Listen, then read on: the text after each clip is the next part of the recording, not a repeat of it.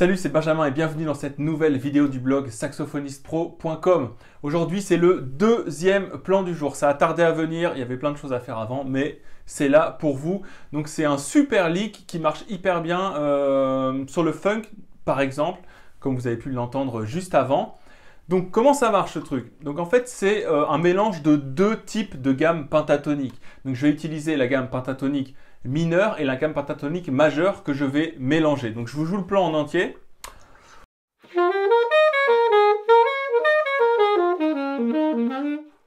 Alors, pour commencer ce plan, je vais commencer par la gamme pentatonique majeure. Donc, en fait, je vais partir de la quinte de la gamme pentatonique majeure. Donc, je vous la rappelle, hein, là, je suis en sol, c'est sol, la, si, ré, mi, sol. Donc, je vais partir du ré et je vais jouer la fin de la gamme ré, mi, sol. Tout simplement. Ensuite, ça va être une gamme pentatonique mineure qui suit. Donc, je vais commencer, je vous rejoue la gamme pentatonique mineure, c'est sol, si bémol, do, ré, fa, sol. Donc, dans cette deuxième partie de plan, je descends la gamme pentatonique mineure à partir du do. Et je m'arrête sur le fa. Donc, si je joue les deux parties ensemble, ça va faire ré, mi, sol, do, si, sol, fa. Ensuite, je vais utiliser que la gamme pentatonique mineure. Donc, je vais jouer le sol, le si bémol, le sol. Donc, les deux premières notes, je reviens dessus. Donc, si je fais les trois parties.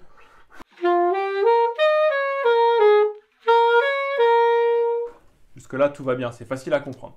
Ensuite, c'est toujours aussi simple. En fait, je vais redémarrer du do. Je descends toute la gamme pentatonique mineure. Donc, do, si, sol, fa, ré, do, si, sol. Donc jusque-là, ça fait.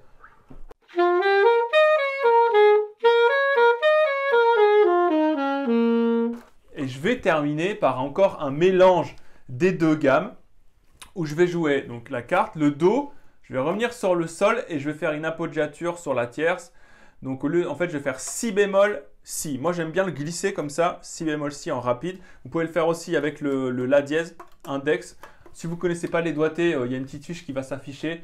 Je vous ai fait une vidéo avec tous les doigtés du saxophone. Vous pouvez télécharger aussi la tablature. Hein. Donc ça va faire. Peu importe le doigté que vous utilisez. Donc do, sol, si bémol, si en rapide. Et si j'ai le plan en entier.